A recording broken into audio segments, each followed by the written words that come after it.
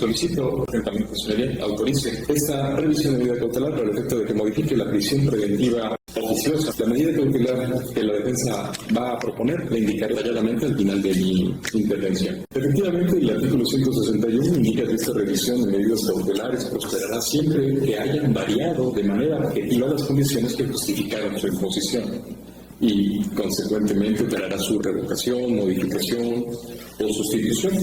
En ese tenor, para efectos de ordenar mis ideas en esta incidencia, adelanto que la dividiré en 4 apartados. El primero, vamos a recordar los términos en los que se ordenó la medida cautelar. El segundo, la variación objetiva de las condiciones. El tercero, dedicado a la invocación de datos de prueba. Y el cuarto, a mi argumentación jurídica. Se han publicado 7 criterios con rango de jurisprudencia en relación con la imposición de la prisión preventiva oficiosa. Surgieron con posterioridad al dictado del auto en el que se ordena la medida de prisión preventiva oficiosa. Se establece de manera general que la parte contenida en el artículo 19, párrafo segundo de la Constitución, debe ser leída y entendida ahora en un nuevo sentido.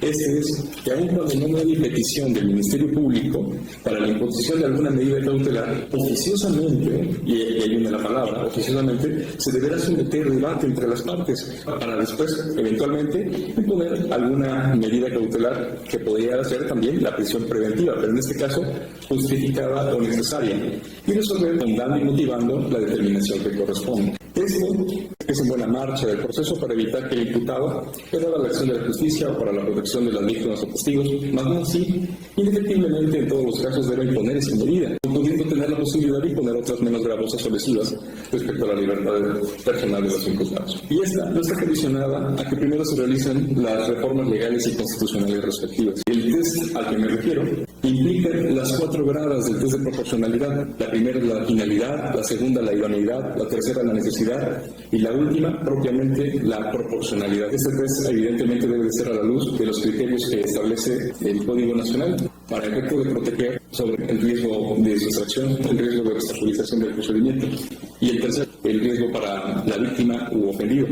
Haciéndome cargo precisamente de este test al que hago referencia, los datos antes expuestos fueron pertinentes y idóneos para acreditar el arraigo, tanto familiar, habitacional como laboral. Y en ese sentido, vemos que las condiciones que le dieron origen a la medida cautelar han variado de manera objetiva, dado que existen ahora criterios jurisprudenciales nuevos y conocemos la forma idónea en que se debe de interpretar el artículo 19 constitucional. En ese sentido, entrando al tema del test, considera la defensa que la prisión preventiva, si bien cumple con la finalidad y la idoneidad, solamente supera esos grados y no existe una necesidad acreditada de esa medida tan imperativa, y ni mucho menos la proporcionalidad. Esto es, no se puede demostrar la necesidad de mantener privada de su libertad, efecto de que no existe ningún dato de prueba que acredite que puede llegarse a sustraer, dado que se ha logrado demostrar su arraigo con los datos de prueba invocados.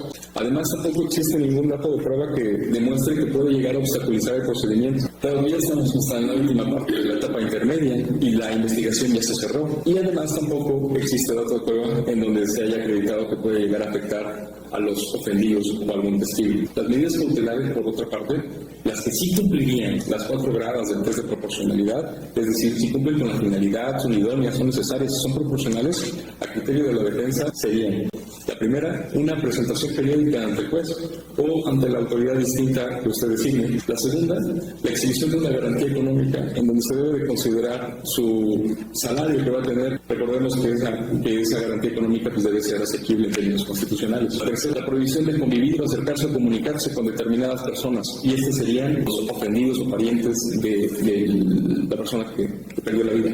La cuarta, el que establece el artículo 155 en su fracción 12, colocación de localizadores electrónicos.